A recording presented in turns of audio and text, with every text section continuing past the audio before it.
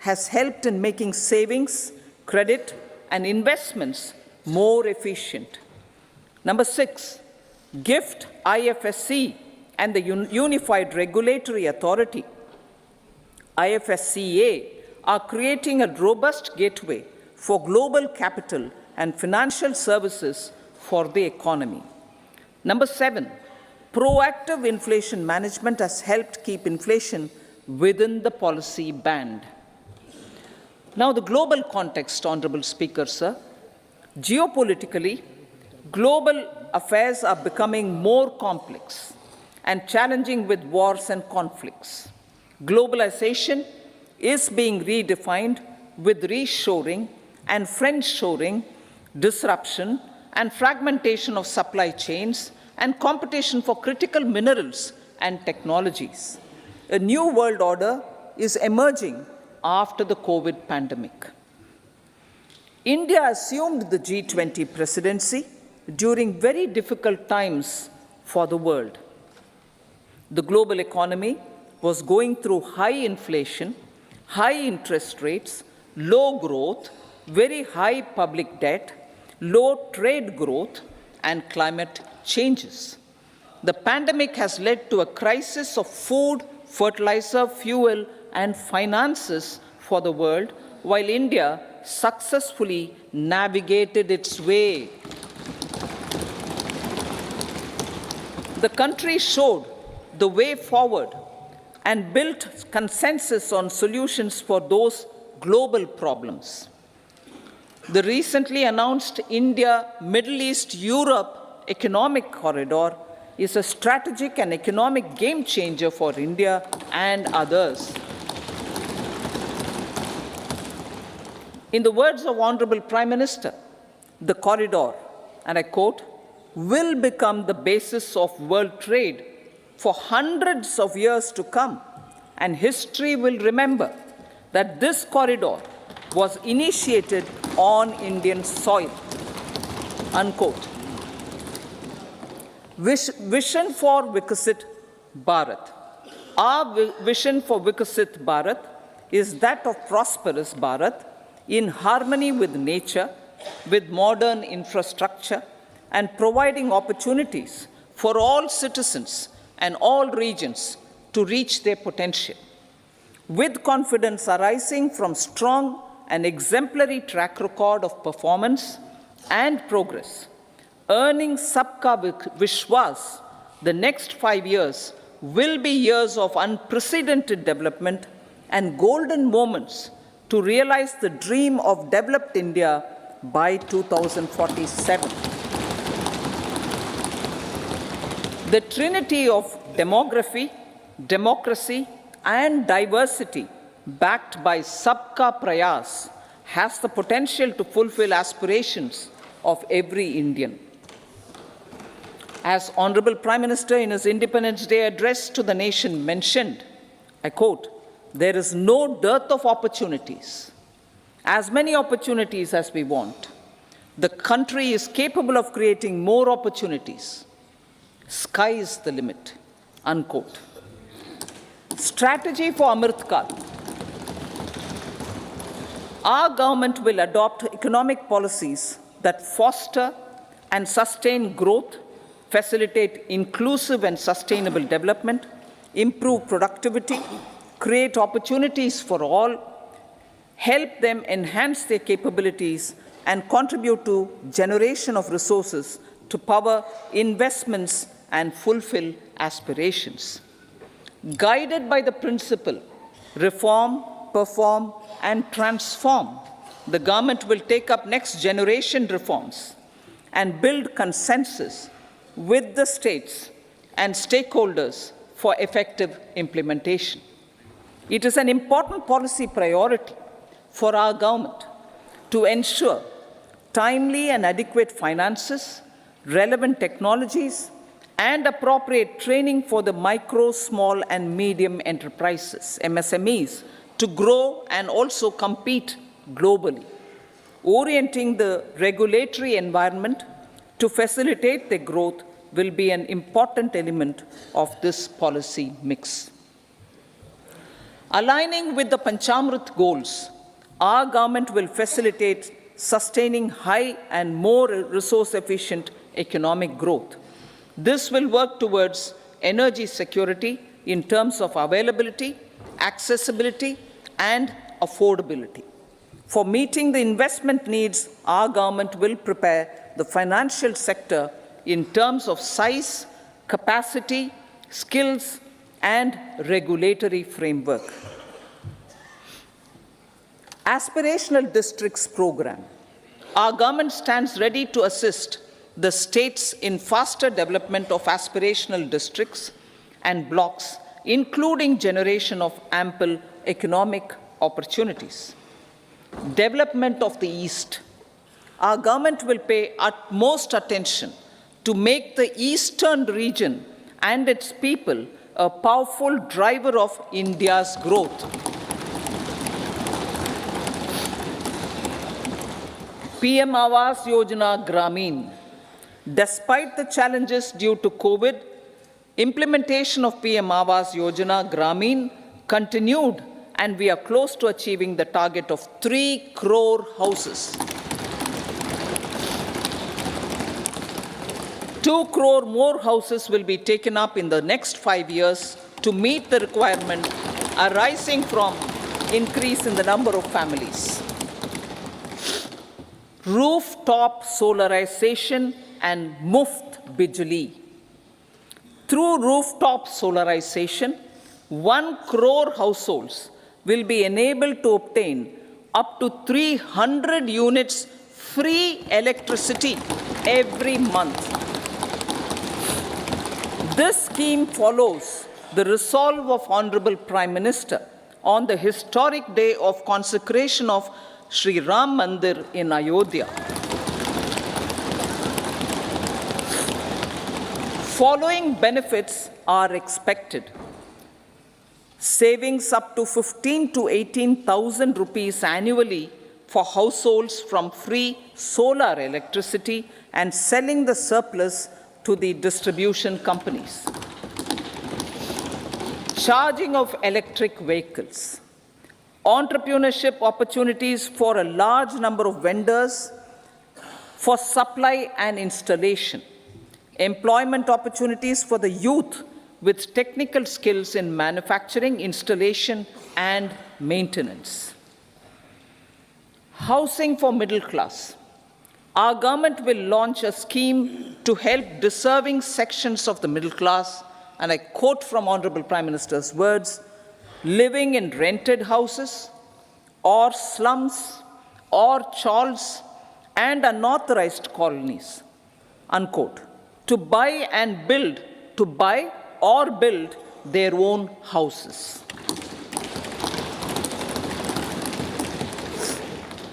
Medical colleges. Several youth are ambitious to get qualified as doctors. They aim to serve our people through improved healthcare services. Our government plans to set up more medical colleges by utilizing the existing hospital infrastructure under various departments. A committee for this purpose will be set up to examine the issues and make relevant recommendations. Cervical cancer vaccination. Our government will encourage vaccination for girls in the age group of 9 to 14 years for prevention of cervical cancer. Maternal and child health care. Various schemes for maternal and child care will be brought under one comprehensive program for synergy in implementation. Upgradation of Anganwadi centers under Saksham Anganwadi and Poshan 2.0 will be expedited for improved nutrition delivery, early childhood care, and development. The newly designed U-Win platform for managing immunization and intensified efforts of Mission Indradhanush will be rolled out expeditiously throughout the country. Ayushman Bharat. Healthcare cover under Ayushman Bharat scheme will be extended to all ASHA workers to to all Anganwadi workers and helpers. Agriculture and food processing. The efforts of value addition in agriculture sector and boosting farmers' incomes will be stepped up. Pradhan Mantri Kisan Sampada Yojana has benefited 38 lakh farmers and generated 10 lakh employment. Pradhan Mantri Formalization of Micro Food Processing Enterprises Yojana has assisted 2.4 lakh SHGs and 60,000 individuals with credit linkages. Other schemes are complementing the efforts for reducing post-harvest losses and improving productivity and incomes. For ensuring faster growth of the sector, our government will further promote private and public investment in post-harvest activities, including aggregation, modern storage, efficient supply chains, primary and secondary processing and marketing and branding. Nano DAP. After the successful adoption of nano urea, application of nano DAP on various crops will be expanded in all agroclimatic zones. Atmanirbhar Oil Seeds Abhiyan. Building on the initiative announced in 2022, a strategy will be formulated to achieve Atmanirbharta for oil seeds such as mustard, groundnut, sesame, soya bean, and sunflower. This will cover research for high-yielding varieties, widespread adoption of modern farming techniques, market linkages, procurement, value addition, and crop insurance. Dairy development. A comprehensive program for supporting dairy farmers will be formulated. Efforts are already on to control foot and mouth disease. India is the world's largest milk producer with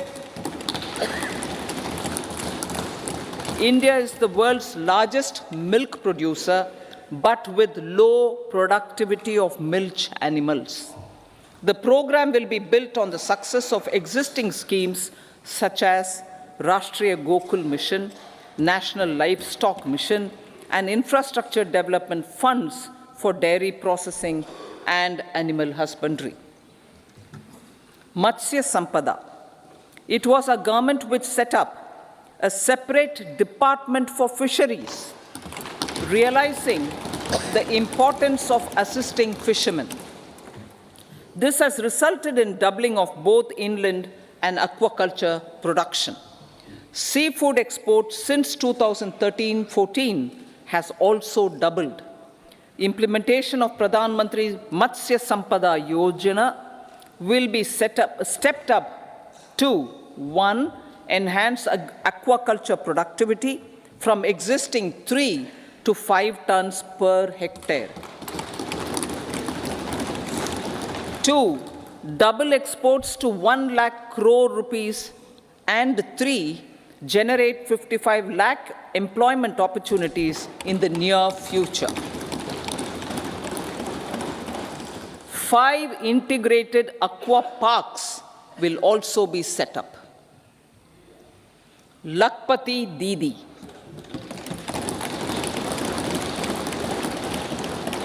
83 lakh SHGs. 83 lakh SHGs with 9 crore women are transforming rural socio-economic landscape with empowerment and self-reliance. Honorable Speaker said, their success has assisted nearly 1 crore women to become Lakpati Didi already. They are an inspiration to others. Their achievements will be recognized through honoring them. Buoyed by the success, it has been decided to enhance the target for Lakpati Didi from 2 crores to 3 crores.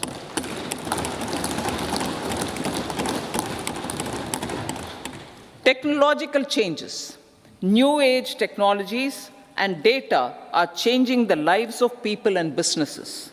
They are also enabling new economic opportunities and facilitating provision of high-quality services at affordable prices for all, including those at the bottom of the pyramid. Opportunities for India at the global level are expanding. India is showing solutions through innovation and entrepreneurship of its people. Research and innovation for catalyzing growth, employment, and development. Prime Minister Lal Bahadur Shastri gave the slogan of Jai Jawan, Jai Kisan. Prime Minister Atal Bihari Vajpayee ji, made that Jai Jawan, Jai Kisan, Jai Vigyan. Prime Minister Modi has furthered that to Jai Jawan, Jai Kisan, Jai Vigyan, and Jai Anusandhan,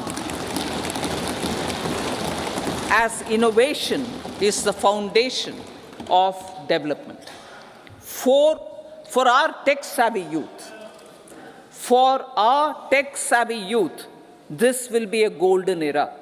A corpus of 1 lakh crore rupees will be established with 50-year interest-free loan provided.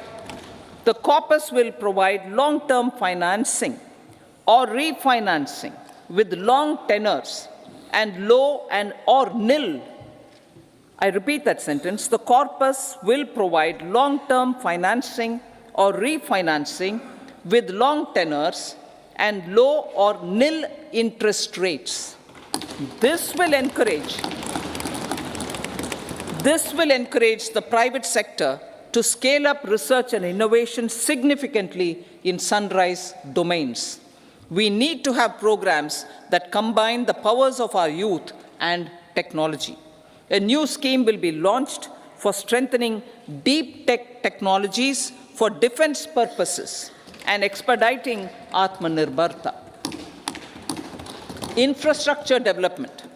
Building on the massive tripling of the capital expenditure outlay in the past 4 years, resulting in huge multiplier impact on economic growth and employment creation, the outlay for the next year is being increased by 11.1% to 11,11,111 crore rupees.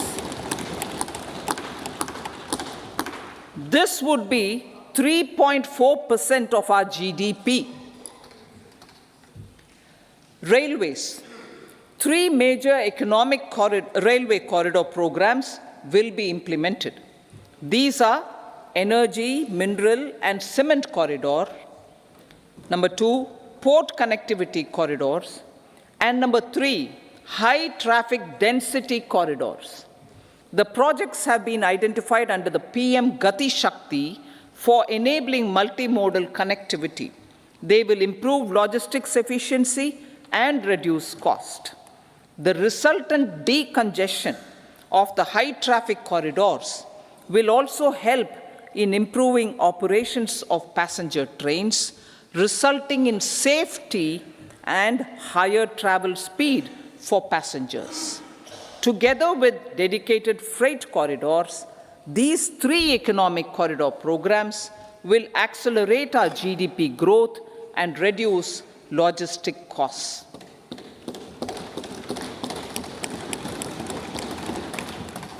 40,000 normal rail bogies will be converted to Vande Bharat standards to enhance safety, convenience, and comfort of passengers. Aviation sector. The aviation sector has been galvanized in the past 10 years. Number of airports have doubled to 149. Rollout of air connectivity to Tier 2 and Tier 3 cities under UDAN scheme has been widespread. 517 new routes are carrying 1.3 crore passengers. Indian carriers have proactively placed orders for over 1,000 new aircrafts. Expansion of existing airports and development of new airports will continue expeditiously. Metro and Namo Bharat. We have a fast expanding middle class and rapid urbanization is taking place. Metro rail and Namo Bharat can be the catalyst for the required urban transformation. Expansion of these systems will be supported in large cities, focusing on transit-oriented development. Green energy. Towards meeting our commitment for net zero by 2070, the following measures will be taken.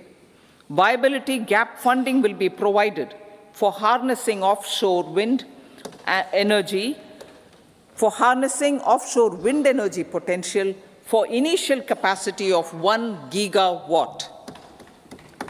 Coal gasification and liquefaction capacity of 100 metric tons will be set up by 2030. This will also help in reducing imports of natural gas, methanol, and ammonia. Phased mandatory blending of compressed biogas in compressed natural gas for transport and piped natural gas for domestic purposes will be mandated. Financial assistance will be provided for procurement of biomass aggregation machinery to support collection. Electric vehicle ecosystem. Our government will expand this and strengthen the e-vehicle ecosystem by supporting manufacturing and charging infrastructure. Greater adoption of e-buses for public transport networks will be encouraged through payment security mechanism. Biomanufacturing and biofoundry. For promoting green growth, a new scheme of biomanufacturing and biofoundry will be launched. This will provide environment-friendly alternatives such as biodegradable polymers, bioplastics, biopharmaceuticals, and bioagri inputs. This scheme will also help in transforming today's consumptive manufacturing paradigm to the one based on regenerative principles. Blue Economy 2.0. For promoting climate resilient activities for Blue Economy 2.0, a scheme for restoration and adaptation measures and coastal aquaculture and mariculture with integrated and multi-sectoral approach will be launched. Comprehensive development of tourist centers. The success of organizing G20 meetings in 60 places presented diversity of India to global audience. Our economic strength has made the country an attractive destination for business and conference tourism. Our middle class also now aspires to travel and explore. Tourism, including spiritual tourism, has tremendous opportunities for local entrepreneurship. States will be encouraged to take up comprehensive development of iconic tourist centers, branding and marketing them at global scale. A framework for rating of the centers based on quality of facilities and services will be established. Long-term interest-free loans will be provided to states for financing such development on matching basis. To address the emerging fervor for domestic tourism, Honorable Speaker, sir, projects for port connectivity, tourism infrastructure, and amenities will be taken up on our islands, including Lakshadweep. This will help in generating employment also. Promoting investments. The FDI inflow during 2014 to 23 was 596 billion US dollars, marking a golden era. That is twice the inflow during 2005 to 14. For encouraging sustained foreign investment, we are negotiating bilateral investment treaties with our foreign partners in the spirit of First Develop India. FDI is First Develop India. Reforms in the states for Vikasit Bharat. Many growth and development enabling reforms are needed in the states for realizing the vision of Vikasit Bharat. A provision of 75,000 crore rupees as 50-year interest-free loan is proposed this year to support those milestone-linked reforms by the state governments. Societal changes. The government will form a high-powered committee for an extensive consideration of the challenges arising from fast population growth and demographic changes. The committee will be mandated to make recommendations for addressing these challenges comprehensively in relation to the goal of Vikasit Bharat. Amrit Kal as Kartavya Kal. Our government stands committed to strengthening and expanding the economy with high growth and to create conditions for people to realize their aspirations. Honorable Prime Minister, in his Independence Day address to the nation in the 75th year of our Republic, said, and I quote, "We commit ourselves to national development with new inspirations, new consciousness, new resolutions as the country opens up immense possibilities and opportunities. It is our Kartavya Kal." Unquote. Every challenge of the pre-2014 era was overcome through our economic management and our governance. These have placed the country on a resolute path of sustained high growth. This has been possible through right policies, true intentions, and appropriate decisions. In the full budget in July, Honorable Speaker, our government will present a detailed roadmap for our pursuit of Vikasit Bharat.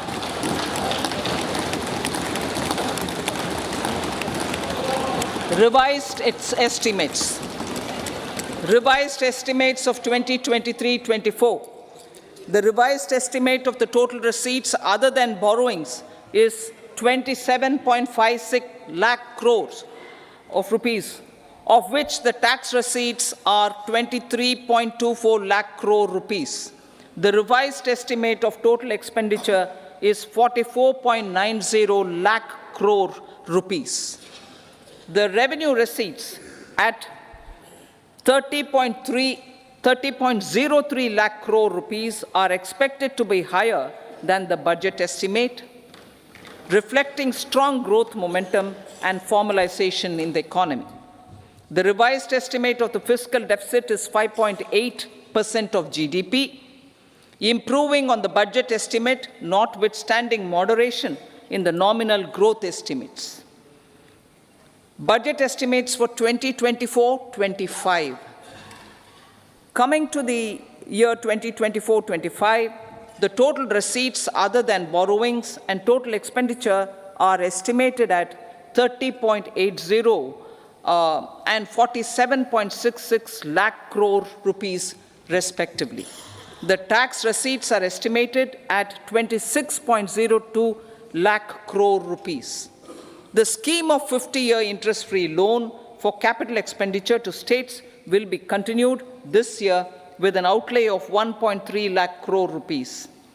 We continue on the path of fiscal consolidation, as announced in my budget speech of 2021-22, to reduce fiscal deficit below 4.5% by 25-26.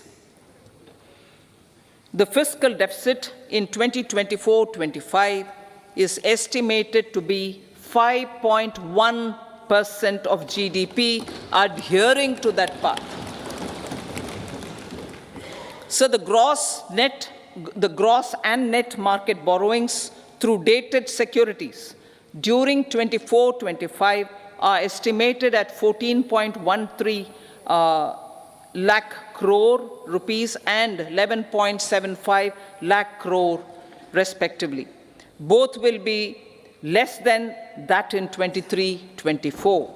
Now that the private investments are happening at scale, the lower borrowings by the central government will facilitate larger availability of credit for the private sector. Vote on account.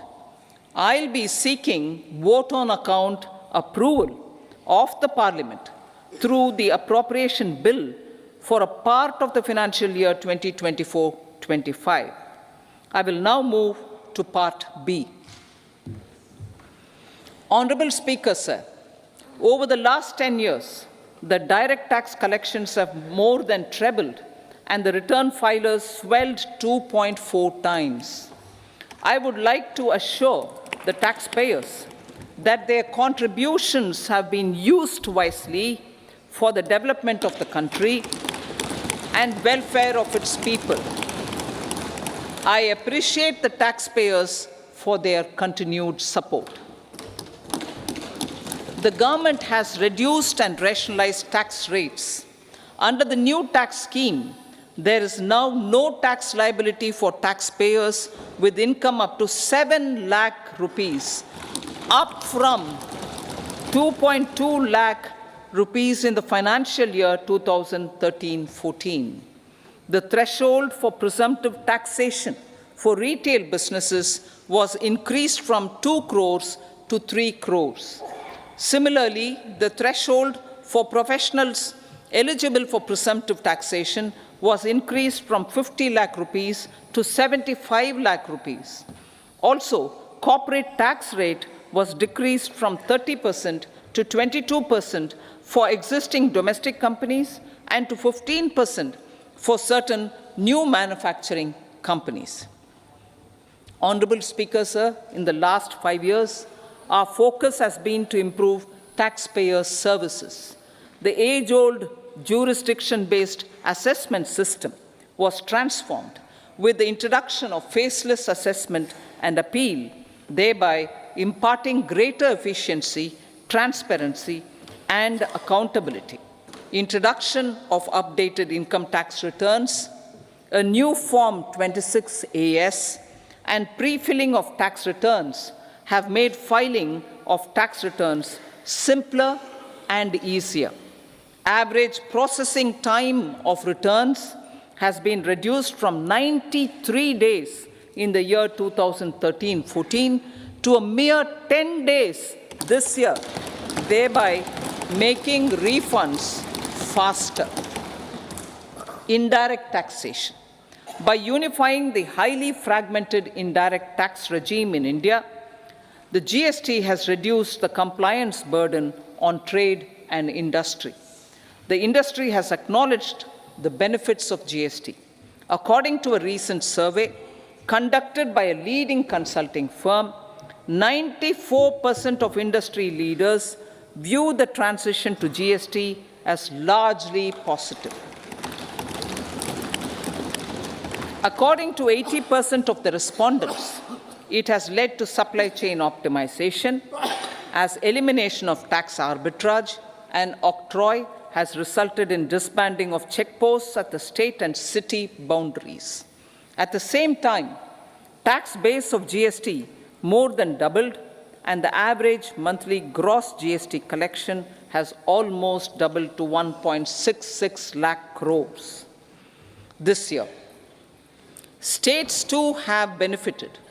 States' SGST revenue, including compensation released to states in the post-GST period of 2017-18 to 2022-23, has achieved a buoyancy of 1.22. In contrast, the tax buoyancy of state revenues from subsumed taxes in the pre-GST 4-year period of 2012-13 to 2015-16 was a mere 0.72. The biggest beneficiaries are consumers, as reduction in logistic cost and taxes have brought down prices of most goods and services. We have taken a number of steps in customs to facilitate international trade. As a result, the import release time declined by 47% to 71 hours at inland container depots, by 28% to 44 hours at air cargo complexes, and by 27% to 85 hours at seaports over the last 4 years since 2019, when the national time release studies were first started. Tax proposals. As for tax proposals, in keeping with the convention, I do not propose to make any changes relating to taxation and propose to retain the same tax rates for direct and indirect taxes, including import duties. However, certain tax benefits to startups and investments made by sovereign wealth or pension funds, as also tax exemption on certain income of some IFSC units, are expiring on 31/3/2024. To provide continuity in taxation, I propose to extend the date to 31/3/2025. Moreover, in line with the government's vision to improve ease of living and ease of doing business, I wish to make an announcement to improve taxpayers' services. There are a large number of petty, non-verified, non-reconciled, or disputed direct tax demands, many of them dating as far back as 1962, which continue to remain on the books, causing anxiety to honest taxpayers and hindering refunds of subsequent years. Honorable Speaker, sir, I propose to withdraw such outstanding direct tax demands up to 25,000 rupees pertaining to the period up to financial year 2009-10 and up to 10,000 rupees for financial years 2010-11 to 2014-15. This is expected to benefit about 1 crore taxpayers. 1 crore taxpayers would benefit out of this. Economy then and now. In 2014, when our government assumed the reins, the responsibility to mend the economy step by step and to put the governance systems in order was enormous.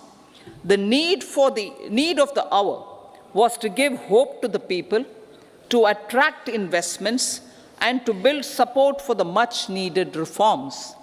The government did that successfully, following a strong belief of nation first. The crisis of those years has been overcome, and the economy has been put firmly on a high, sustainable growth path with all-round development. It is now appropriate to look at where we were then.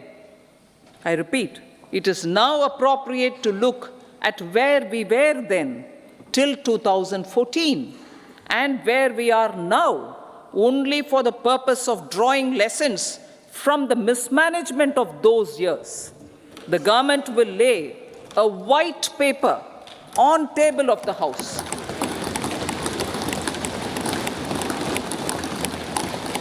The exemplary track record of governance, development, and performance, effective delivery, and Jan Kalyan has given the government trust, confidence, and blessings of the people to realize whatever it takes. The goal of Vikasit Bharat, with good intentions, true dedication, and hard work in the coming years and decades. With this, Honorable Speaker, I commend the interim budget to this august House. Jai Hind.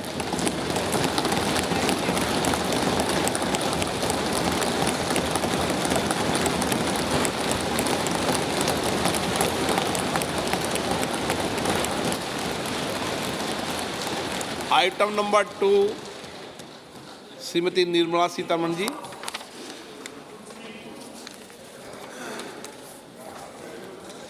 So, with your permission, I rise to lay on the table the following statements under Section 3(1) of the Fiscal Responsibility and Budget Management Act 2003, Medium-Term Fiscal Policy cum Fiscal Policy Strategy Statement and Macroeconomic Framework Statement. Item number 3 Shrimati Nirmala Sitharaman ji. Sir, with your permission, I rise to move for leave to introduce the Finance Bill 2024. प्रश्न ये है कि विधेयक को पुनर्स्थापित करने की अनुमति प्रदान की जाए। जो सदस्य इसके पक्ष में हाँ कहें, जो सदस्य विरोध में ना कहें। मेरे विचार में निर्णय हाँ वालों के पक्ष हुआ, हाँ वालों के पक्ष हुआ। माननीय मंत्री जी विधेयक को पुनर्स्थापित करें। Sir, I introduce the bill. सभा की कार्रवाई शुक्रवार दिनांक 2 फरवरी 2024 को प्राप्त 11 बजे तक के लिए स्थगित की जाती है।